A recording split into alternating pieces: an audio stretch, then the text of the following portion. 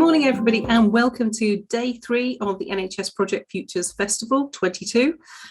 We hope you've been having a good time so far in the first 2 days. If this is new to you and your first time today, I'll do a very quick introduction. You've made it this far, so you've made it to the session, which is great. There's lots of opportunity to access resources and links and find out more information, both in this session underneath the actual screen. So if you scroll down, you'll see there's some links and resources to other great information there. Do get involved. We really encourage you to network, go in and find people in your region, people who are similar kind of role to you, and also get in touch with the regional network leads and the champions, because there's lots of opportunity to get involved and make the most of being part of this community. We will really make a difference if we can do the things that bring us together. So collaborate, innovate, and shape the future. That's what we're really here to do. So we can only do that if we work together. So build relationships, network, connect, get to know each other, and look at how we can shape the future together. So we have a game that's running, and it's fiercely competitive, and there's some really great prizes on offer from a lot of the hosts that we have this week, who've been very generous with some of their books and materials and resources. And we're very lucky today to have the chief exec of the Association for Project Management. He's coming to talk to us in a minute. And the APM has very generously offered a couple of their conference tickets. And having been to these every year for many years, they are very enlightening, very informative, really great in terms of professional development and networking, and find out what's going on to really build your career. So even if you don't win the tickets in the festival, I thoroughly recommend you check it out. We will promote the events and hope to see you there.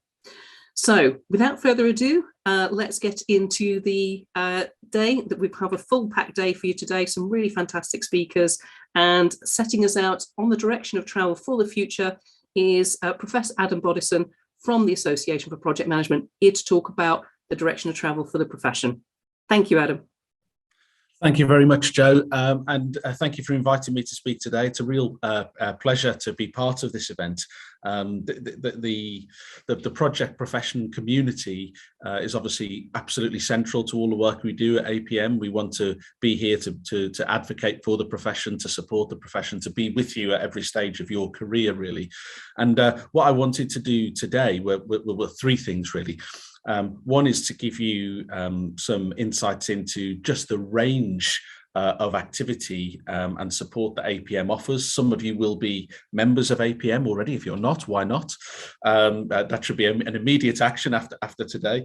But lots of people who are members, sometimes the feedback I get is that people have joined as a member for one particular reason, because they wanted to be part of a particular community, access a particular resource, and so on. And actually, they're not always aware of just the full breadth of stuff that we offer. So one of the things I want to do is to give you a bit of a whistle-top tour of all of those different areas. And the principle I'll be looking at there is if everybody who's in the session today thinks actually there's just one thing that I'm going to do differently, or one extra resource that I'm going to access, or one extra relationship that I'm going to build, actually that has quite a big impact if everybody takes away that one thing. So maybe when that one thing comes up, maybe it's worth sharing that in the chat as well, so we can get a sense actually of what things people are picking up on as we go through. And just in general, please can I encourage you to use the chat as we go through. It's a really good way of just sharing thoughts and perspectives on some of the things I'm talking about. And if you've used some of the things I'm talking about, obviously talk about that as well. The other 2 things I wanted to include today is just to give some insights into the public sector, so not just health, but the public sector more broadly, and the kind of feedback we're getting from the public sector and project professionals working there about what the priorities are, what the challenges are at the moment, and what the direction of travel is there, and what's coming down the pipeline, as it were.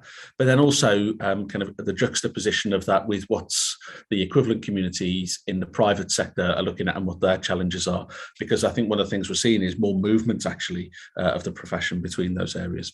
So that's what I'm going to cover. Hopefully there'll be something in there for everybody as we go through. Those who don't know me, just very briefly, I'm relatively new to APM. I only joined in September last year, so feels like a lifetime I've been here already, but in a good way, and very much enjoying it and being part of this community. So for those that don't know APM, we are the only chartered membership organisation for the project profession in the world, which is something we're very proud of.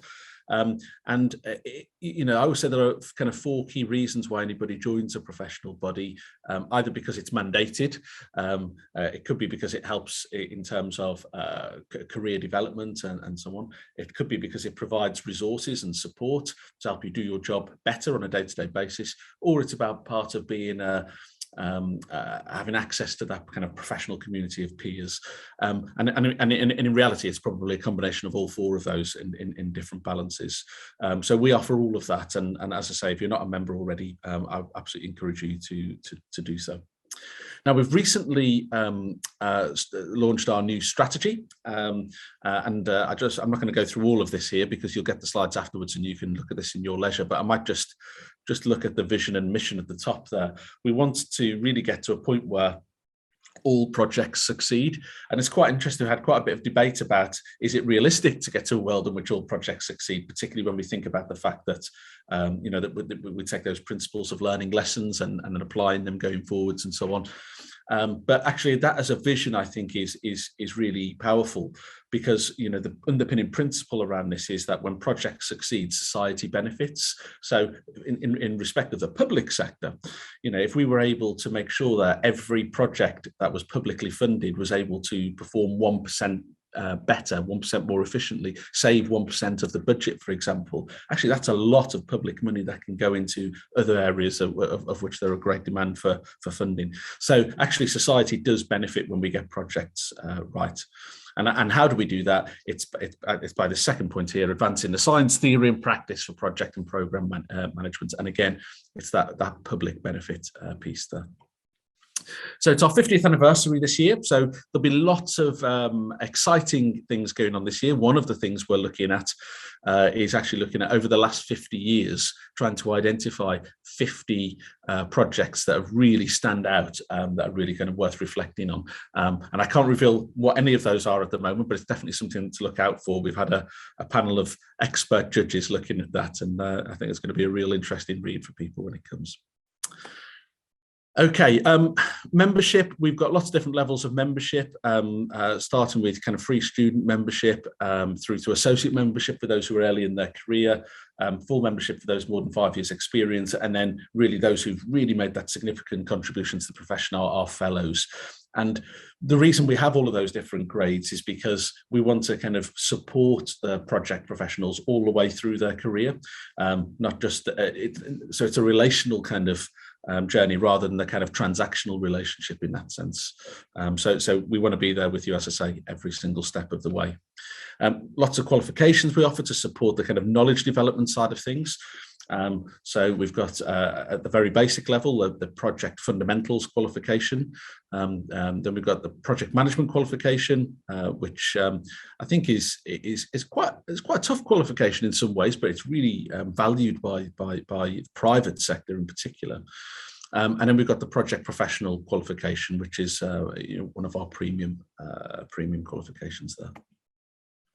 Now, one of the things we're most proud of is that back in 2017 we secured chartered status from the Privy Council, which now means we can award chartered project professional standard. And notice we use project professional rather than project manager, but that's because it encompasses the full range of project professionals, so those involved in the kind of PMO, project planning and controls side of things, right the way through to project management and project sponsors and so on. So it really is broad, and what we haven't got to yet is a point where the kind of chartered project professional is kind of standard currency, if you like, because it's still relatively new. But we are hearing from members of the Infrastructure and Projects Authority, for example, from private sector, that actually there is a move towards chartered project professional standard being the kind of expected standard. So if you haven't already started working towards this, I would actively encourage you to consider that. One of the things we've recently launched is the Major Project Leadership Specialist Certificate. And this is going to be one of a series of specialist certificates, which are they're not hierarchical in the sense of like the qualifications that we saw before. They almost sit alongside our qualifications and alongside things like chartered. But this particular one is really designed for those who are leading major projects, programs and portfolios, or who have delivered in a leadership capacity on a major project with a kind of macro impact. Because there are certain complexities and skill sets that are required to deliver on those projects. And we did a pilot scheme, which was very successful. And this certificate is now open for people to take advantage of. So again, if you're involved in major projects, this is definitely something to consider. One of the things I want to talk about was corporate partnership. And we've got lots of corporate partners, and here's an example of a few of them. NHS, of course, is a corporate partner as well. But it's really important to us, these corporate partners, because as well as having that relationship with individuals, that's supported by the relationships that we have with organisations as well, because there needs to be a return on investment. If people are going to, if organisations are going to invest in their people to get chartered, to have the right qualifications and so on, that has to deliver a return for the business long term. And if you're just looking at the range of partners we've got here, these are not the kind of organisations that invest in something if they're not absolutely confident that they're going to get that return. So it gets actually give real confidence in that sense. Right, so let me start about talking a little bit about the private sector, because I said I wanted to talk a little bit about what was happening in that space. So one of the things I've done in my first 6 months is spent a lot of time going around to talk to our corporate partners about what's actually happening in the private sector, in the project community. What are the trends, what are the challenges, what are the opportunities? And I've got a number of points here that I wanted to kind of talk through in terms of what I've heard back from those private sector colleagues. So the first thing is this point around building capacity and capability, and by that I'm talking about capacity and capability specifically in the area of project delivery. Now, where's that come from? So partly there's I think been a bit of a kind of realization, a penny drop moment, where some organizations have realized that they maybe had a project delivery aspect of their business, but there were lots of other aspects of their business which were really project delivery, but they hadn't necessarily appreciated that it was project delivery. But now that's kind of been realized. So for example, there was one organization I talked to, and they were a project delivery organization, and they were having a new CRM put in, but that didn't go to the community of project managers in their organisation. It went to the IT support in the organisation to deliver, and then there were real challenges with the delivery of that because it wasn't being managed by the project managers and so on. So there's kind of been a recognition about what projects really are and actually the scale of those within organizations. So organizational leaders have now realized that they do need to build that capacity and capability right across the workforce. The second aspect of this is around leadership. And if I just reflect for a moment, one of my own observations coming into the kind of project professional community is that 50 years ago, 40 years ago, leadership of any organization was probably heavily weighted towards delivering what I would think of as business as usual. And a relatively small amount of that was probably focused on organizational change. I think, fast forward to the present day, that's probably flipped on its head. And to be a leader of almost any organization in the present day requires, serious leadership capability in delivering organizational change, and probably business as usual is probably less weighted than it might have been in the past. Now, why is that relevant? It means that there's more of an overlap now between the project professional community and the leadership community. And that's always been the case, but I think it's even more the case now, more than ever before. So for both that reason and the other reason I was talking about in terms of recognition of what projects are and where they are, there is this big focus in the private sector now on building that capacity and capability in the workforce. Second point here around achieving value for money. Of course, we always want to achieve value for money, but I think that the past couple of years, there has been significant budget constraints because of the impact of the pandemic, the impact of Brexit, and all kinds of other things. So actually that focus on really achieving value for money has been amplified and accelerated. And one of the things I'm hearing back from the private sector colleagues is we're really having to look hard at everything we do now to try and demonstrate the extent to which it achieves value for money, and that it's actually a worthwhile thing to do. And of course, we should be doing that anyway, but I think it's just really brought that into focus.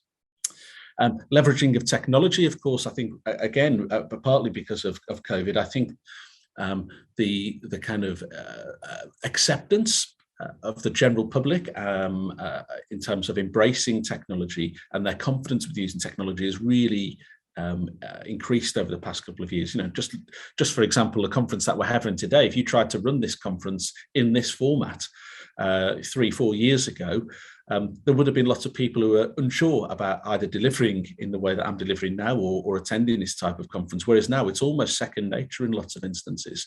So I think that's really challenged organisations to think about how they use this type of technology, but also how they use data and data analytics more broadly, how they use AI and digital to better drive project decisions. So there's no need to have teams in the same office anymore. I've seen organizations that are using kind of 3D project plans and avatars and all kinds of things. So I think there's a real kind of step change in the technology space. The next 2 points I suppose I might just take together around sustainability, diversity and inclusion. These are 2 areas which we've recently added to our competency framework at APM, but there are also 2 areas which were highlighted within a recent research report we published, which was on dynamic conditions for project success, and I'll talk a bit more about that later. But I think you'd be hard pushed to find any organisation that didn't have sustainability, diversity and inclusion as key strands as part of their strategic approach. So I think it's always been there in the background, but I think it's just been foregrounded very starkly over the past couple of years for all the reasons that you'll be familiar with. We read on the news every day. And we're no different at APM. It's absolutely at the heart of our strategy as well.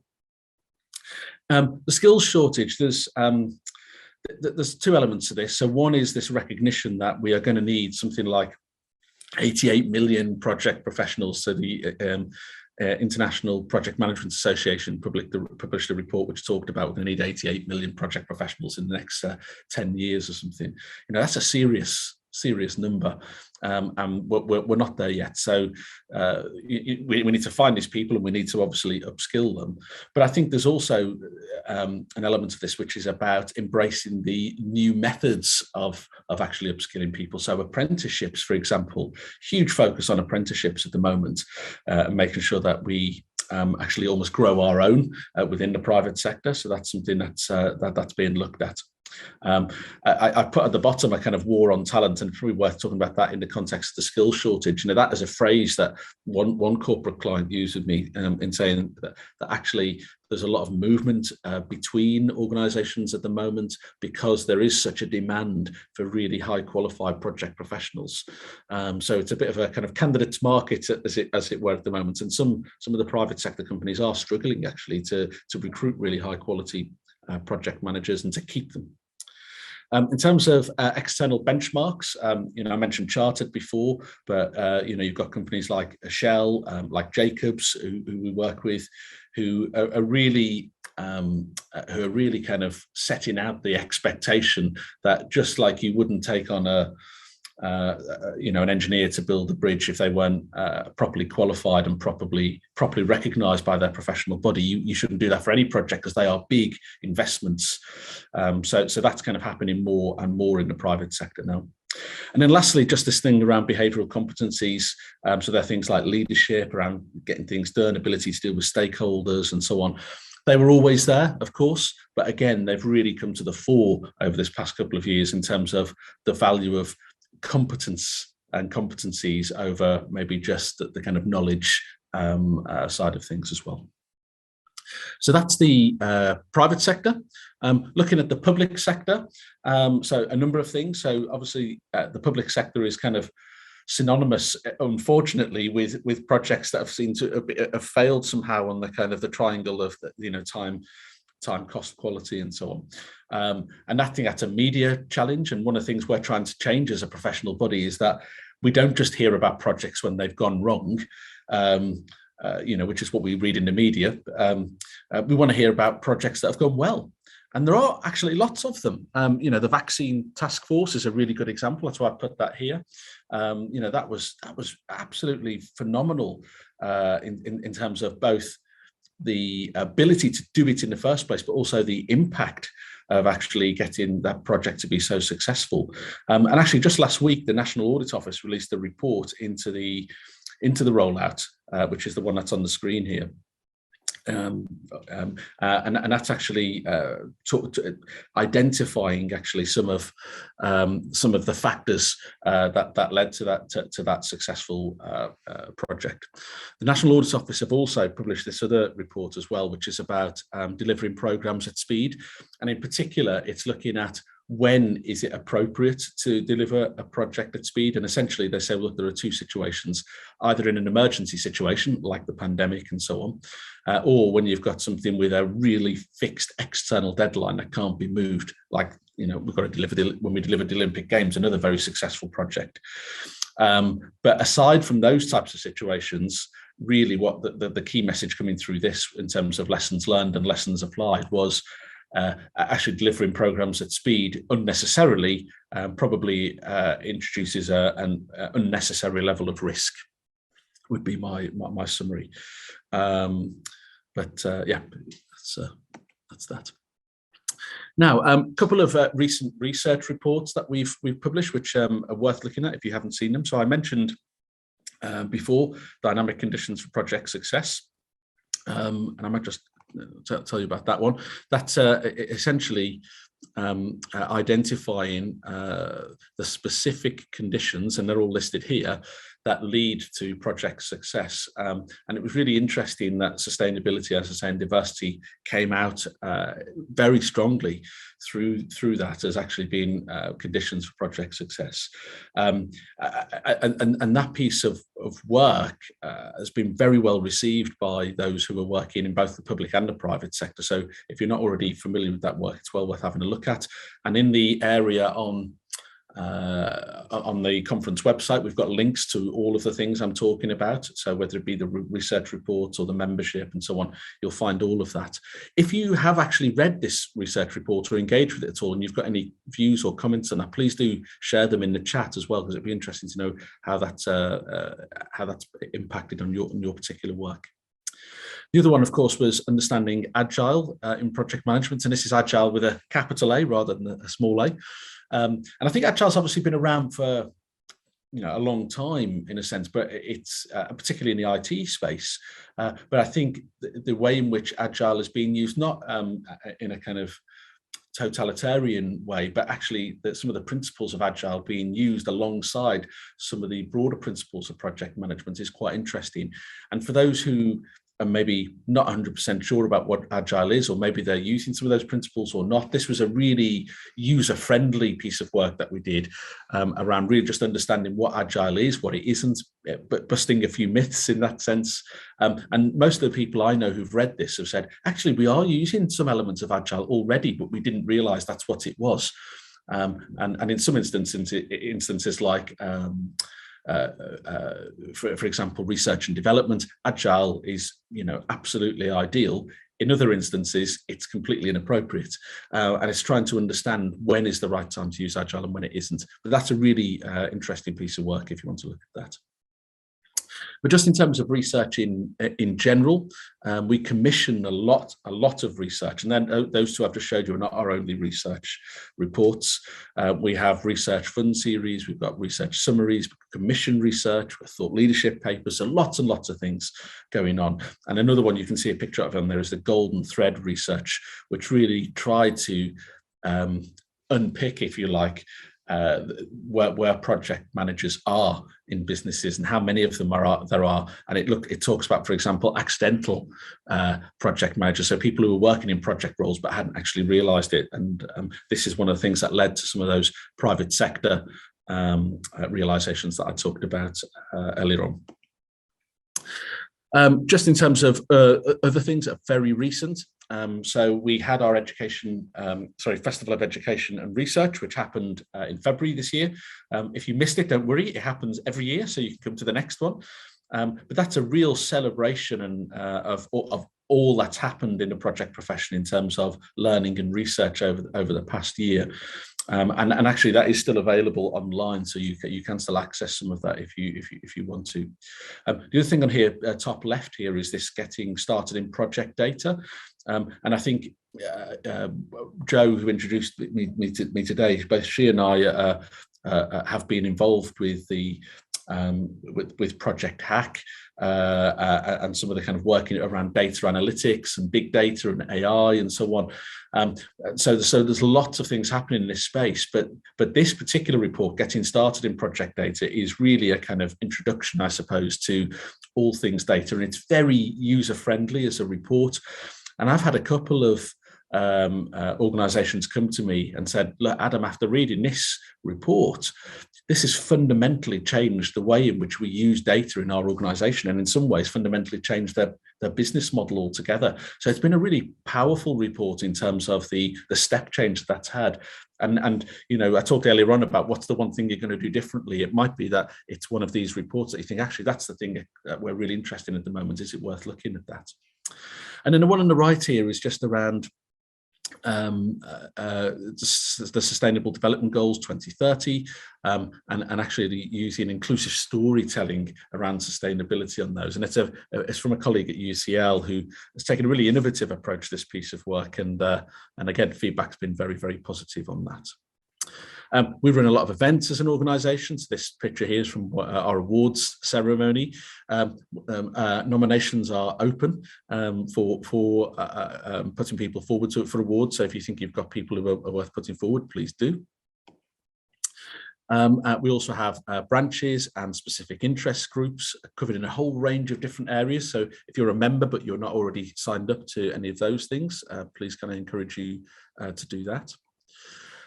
We've got a mentoring scheme which has just recently been run, and what's really special about this mentoring scheme is it includes reverse mentoring. So in most mentoring schemes you'd have someone who's really experienced mentoring someone who's relatively, say, new or junior to the profession, and that's an aspect of this. But what we also have is that reverse element where actually the person who is new, you know, it could be that they're a career changer, for example, and so they bring a lot of value themselves. They might have a better understanding of technology, for example, whatever it is, but they've got value to add the other way around as well. So it's a kind of two-way mentoring, and it's you know, it's freely available to our members, so I definitely encourage you to access that. And I've got some slides here about the benefits of being a mentor or mentee in different situations as well, which you can obviously look at afterwards. We've also recently launched our competence framework, which again has been very well received by organisations. I've had some colleagues come to me even this morning in the few meetings I had before today to say, Adam, this competence framework is really something powerful, because with that competence framework we've also got a self-assessment tool, and there's a link to a video here that shows how to use it, so you can assess yourself against those competencies, and actually get a sense of where you're really strong, where you might need to develop your skills, and then based on where you might need to develop your skills, we can signpost to some of the resources and development opportunities that we've got, both within APM but also within the sector more broadly. And one of the things that we're doing behind the scenes is actually collating that data in an anonymous way, not in terms of individuals, so that we can actually provide some benchmark data about the sector more broadly to help inform our own offer, if you like, but also to give you a sense of, okay, I might not be 100% confident on, I don't know, risk, but actually I'm better than the average. So those types of things which are going to be helpful as we go forward. So that might be a really interesting thing to do, is actually just to go and assess yourself and then get a sense of where you are in that respect. Lots of kind of knowledge and resources development tools available.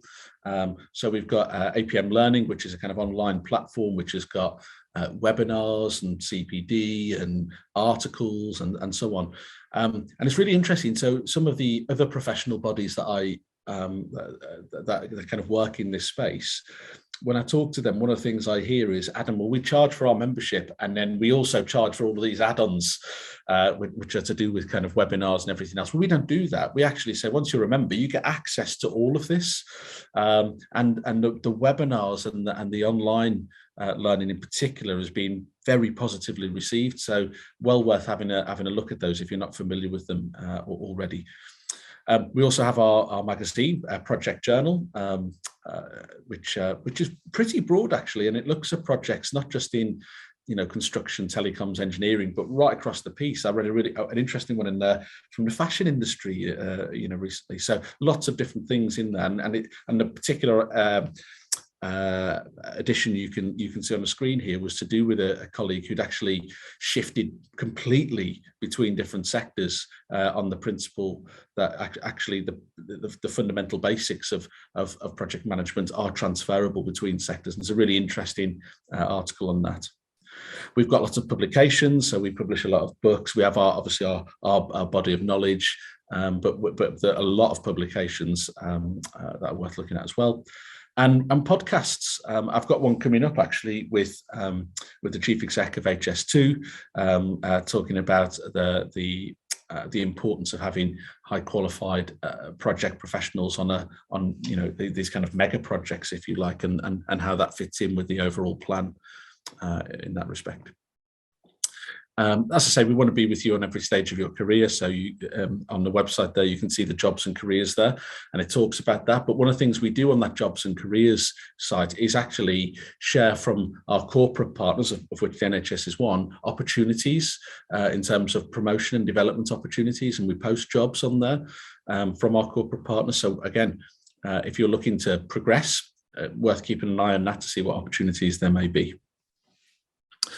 So yeah, CPD I've talked about already, about how you can track your CPD. So we have a kind of logging tool, so you can actually record that and actually showcase that in terms of the achievements that you've got. And again, all part of the membership. Talked about APM Learning already. And I suppose the last thing I wanted to talk about was this mental health toolkit, which we actually work with the charity Mind on, and it was specifically a mental health toolkit for project managers, which was looking at things like resilience, coping with change, advice on remote working, which is obviously increasingly part of what we do. And what I really liked about this was it recognised there are some particular demands and particular challenges that face project professionals, which are more acute in our space than they might be more generally across the workforce. And it provides really useful advice and practical tips, both for those individual project professionals, but also for them to give to the colleagues that they're working with around them. So that's a really interesting one, actually, and obviously really challenging in terms of the wider profile of mental health in the workforce at the moment. So again, it could be something that adds real value. So that might be your one thing that you're going to look at.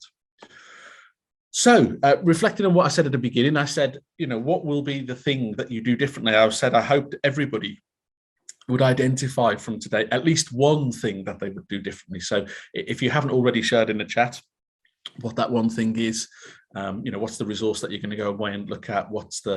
Maybe you're going to sign up for membership, maybe you're going to think about chartered, maybe you're going to think about that mental health toolkit and sharing that with colleagues. Whatever it is, be interesting to see what that thing is you're going to do differently now that you might not have been doing before today's session.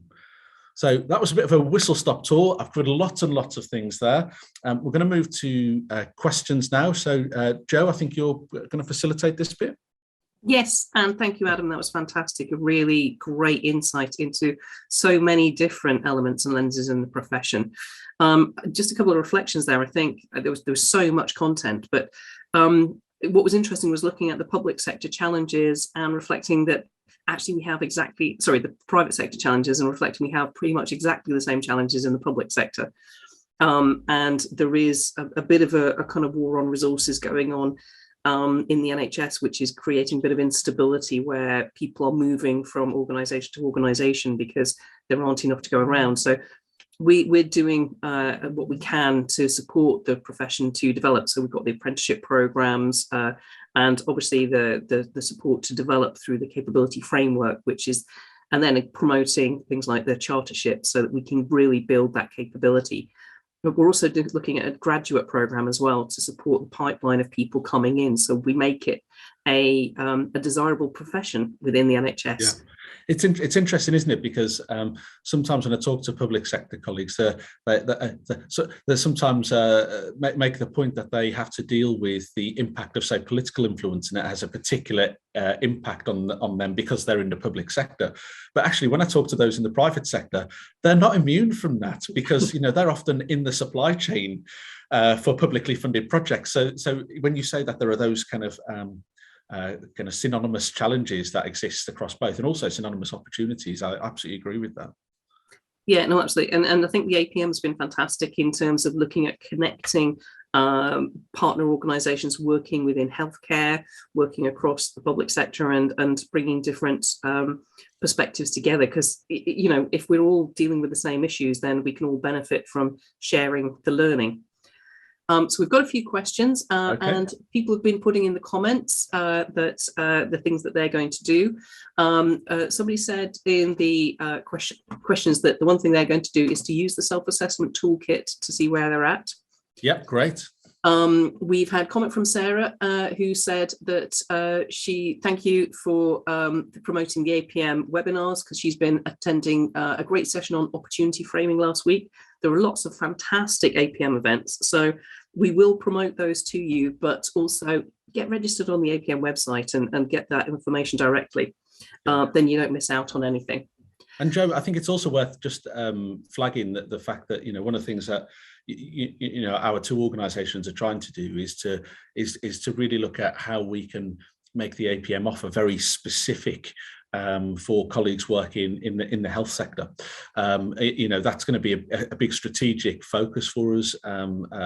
It has been already, but that will ramp up really over the coming months and years. And so, if colleagues here have specific ideas or suggestions as to what practically would make a tangible difference in that space, we're all ears at the moment, because we're actively thinking about that at the moment. Yeah, that's a really good point. And actually, there's a question on that in terms of, increasing the corporate partner offer for this sector and what makes it valuable. So as you said, we're working with you and your team to look at how we get the best value and the best outcomes for the sector, because there hasn't been a lot of attention on the healthcare sector and away from the more traditional kind of construction and infrastructure.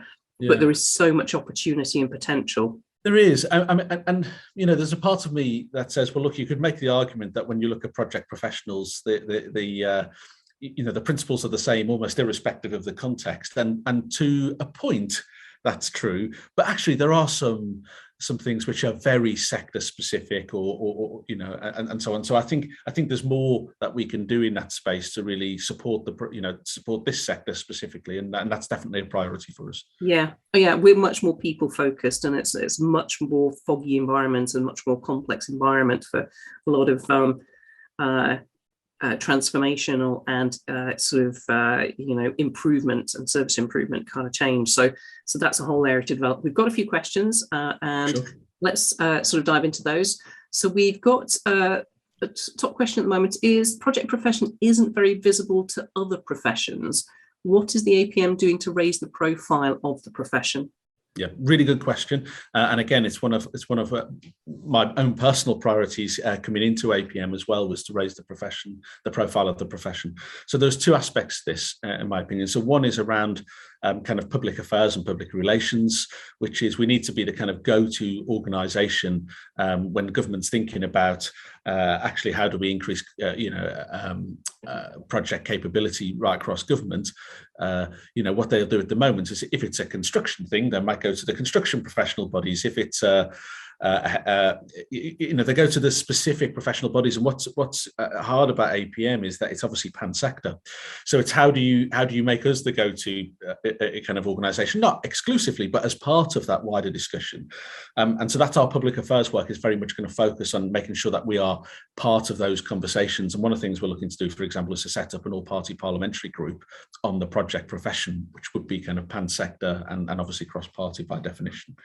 On the public relations side, I think probably as an organisation we've been pretty safe, if I'm being honest, in the past, and there's been very good reasons for that. I think we owe it to the profession to really advocate for the profession, and sometimes say the hard things, even if they're uncomfortable to hear, because this is a profession which needs to be recognised. And the analogy for me would be the marketing profession. So if you look 20, 30 years ago, marketing wasn't seen as a profession. It was seen as a kind of backroom function.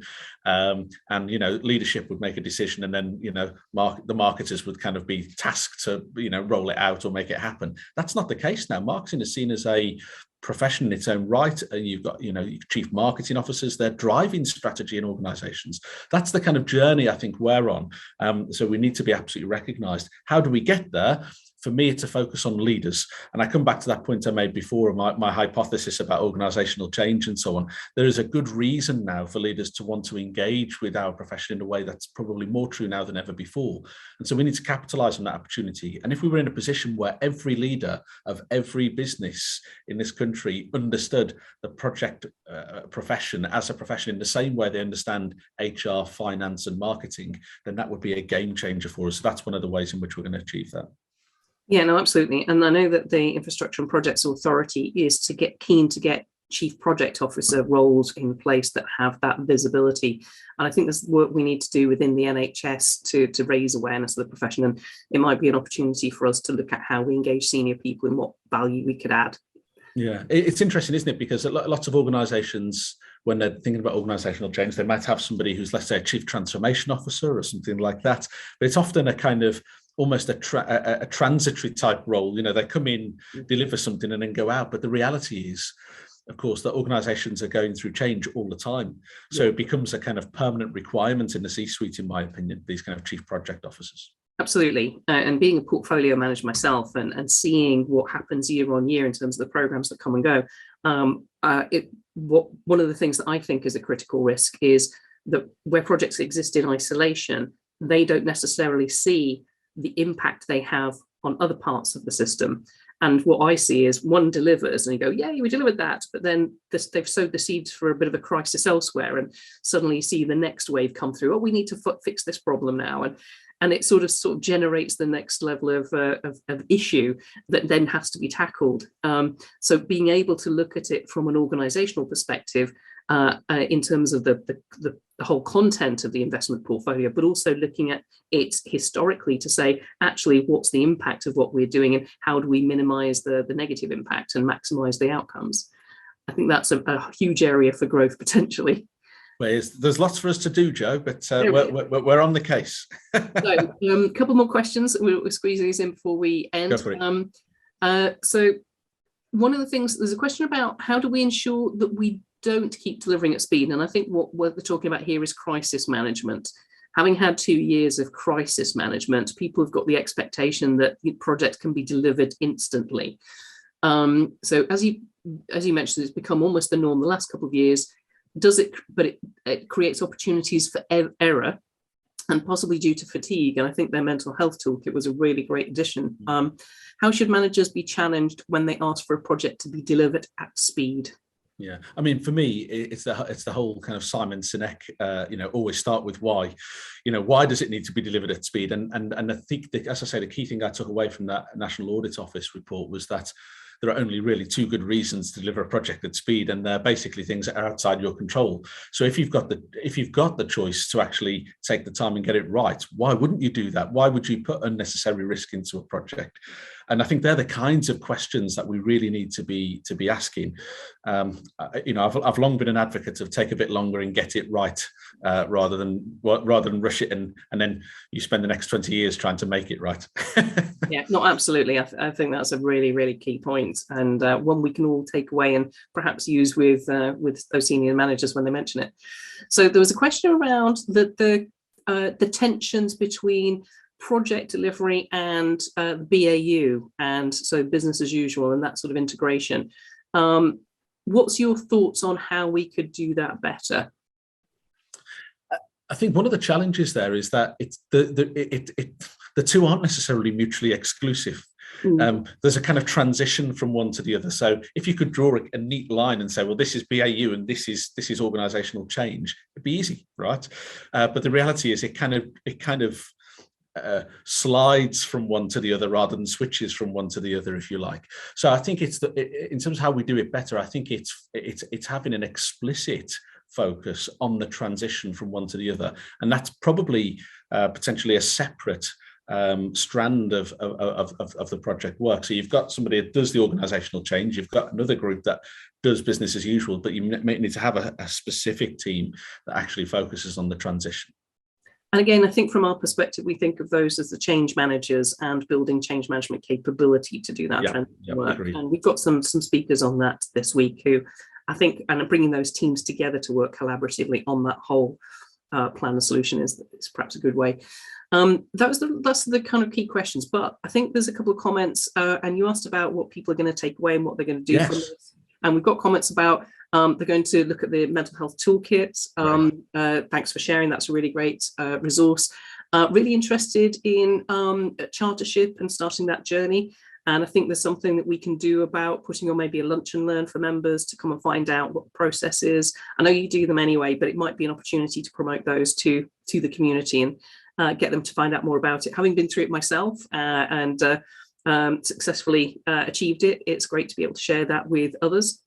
So there's a really great selection of ideas and thoughts about how people are going to take this forward. And we've got a whole set of resources that you very kindly shared with us that are just below the presentation session on the platform. So people can take all of that away, go and immerse themselves in it. And as we said, we're working together to look at what's the best offer and the best support we can present to the healthcare project communities to help them to get engaged, but also to develop and progress. So thank you, Adam. Any last words or comments for the... Only just to say thank you to everybody for all the work that you continue to do. You're really flying the flag for the profession. We couldn't do it without you. And thank you, Joe, for the particular work that you're doing in kind of leading the efforts in the health sector. It's very much appreciated. Thank you, and thank you for a fantastic session. Now, for everybody, there'll be a code at the end, and don't forget to put that in. And don't forget, there's an opportunity to win a prize, which is going to be potentially attending the next APM conference. So make sure you get those questions answered and get to the top of the very competitive leaderboard. Next up, we've got Carol Osterwald, who is building on some work we've had before around neuroscience and how we support and develop an understanding of neuroscience to take change of project management forward and how to embed the changes much more effectively. So grab a quick cup of tea and drink and come back in 15 minutes ready for a really interactive session with Carol. And thank you again, Adam, for your time this morning. That's been really great, really insightful. Really appreciate your time. And we look forward to working with you very closely going forward. Thank you. Thank you.